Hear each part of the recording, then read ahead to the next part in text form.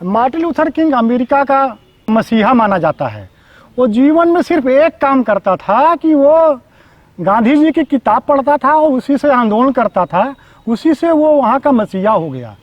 उसने कहा, प्रतिरोध करने के तरीके मैंने महात्मा गांधी से सीखा है। और उसकी एक मेन लाइन आप ध्यान दीजिए, उसने कहा, ईसा मसीह के इस उक्ति पर मुझे गांधी को पढ़ने के पहले विश्वास नहीं था कि एक गाल पर थप्पड़ मारने से दूसरा गाल सामने करने से टकराव को टाला जा सकता है।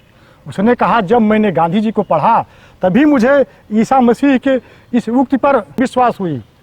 प्राण जीवन मेहता गांधी जी के मित्र थे। वो ये बार बार कहा करते थे, गांधी जी कुछ पहले पैदा हुए होते तो अंग्रेज यहाँ जम ही न पाते, उनके पाँव भी न जमते। गांधी जी कहा करते थे, जेल तो चोर डाकुओं के लिए है, मेरे लिए तो महल है। मैं जब गिरफ्तार होता हूँ तो जो ब्रिटिश सरकार का मेहमान बन जाता हूँ, मुझे कोई दर्द नहीं है इस बात का। आप समझिए, गोखले और तिलक दोनों लोग कभी एक मंच पर इकट्ठा नहीं होते थे। गांधी जी के कारण दोनों लोग एक मंच पर एक साथ इकट्ठा हो गए। ये क्या है? सबसे बढ़िया उदाहरण मैं देता हूँ। बोअर युद्ध हुआ, साउथ अफ्रीका में बोअर युद्ध हुआ। गांधी जी ने सरकार को लिख के दिया कि हम भी युद्ध में सेवा करना चाहते हैं।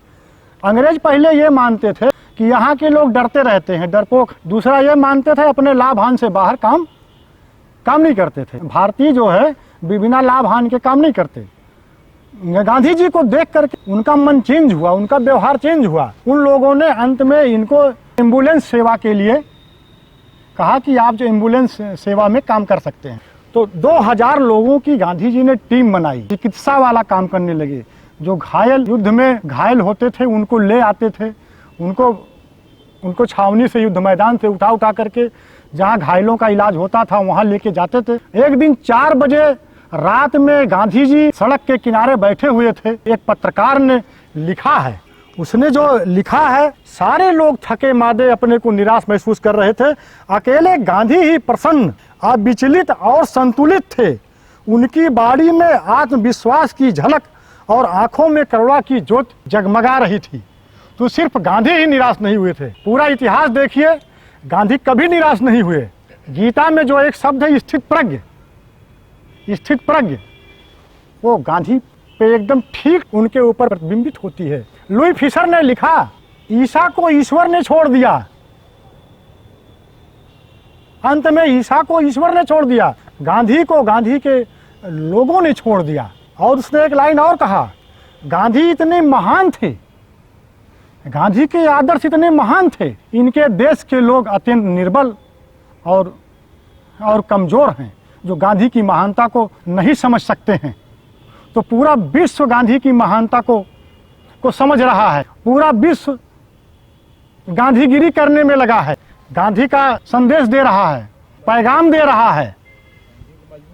गांधी को मजबूर विश्व नहीं मानता, सिर्फ हम लोग मानते हैं। हम लोग इसलिए मानते हैं कि गांधी को जानने का प्रयास ही नहीं किए। उनके रास्ते पर चलने के लिए रास्ते पर कोई नहीं चल सकता, लेकिन कम से कम कुछ तो प्रतिबिंब, कुछ तो अच्छा बन सकते हैं। कल ही एक मामला तहसील दिवस में आया। हमने कहा, क्या हुआ दादा? कहे, हमारा बेटा हमको पीटता है, मारता है, भगाता है। मेरे मन में ख्याल आया, अगर ये गांधी जी की एक किताब आत्मकथा ही पढ़वा दिया होता ये आदमी, तो इसका बेटा कम से कम इसको न पीटता। कोई आदमी आत्मकथा पढ़ करके, गांधी को पढ़ करके किसी को दर्द नहीं देगा। दर्द देने वाले लोग जो लोग हैं, समाज में जो दर्द पैदा कर रहे हैं, गांधी को जान जाए, दर्द देने का कॉन्सेप्ट, विचार ही मन में नहीं आएगा। गांधी इसलिए जरूरी है, मेरी भी मजबूरी है। गांधी के भावनात्मक चित्रों को लोगों के सामने पेश नहीं किया जा रहा है। भाषण देना मेरे लिए सबसे टफ काम है, लेकिन गांधी जी के विचारों को, उनके भावनाओं को लोगों को बताना है, डालना है। इसलिए मेरी भी मजबूरी है, लोगों की भी मजबूरी है। गांधी मजबूर नहीं थे, लोग मजबूर था, सिस्टम मजबूर था, व्यवस्था मजबूर है। गांधी को माने, नहीं तो उपद्रव होता रहेगा। जय हिंद, जय भारत।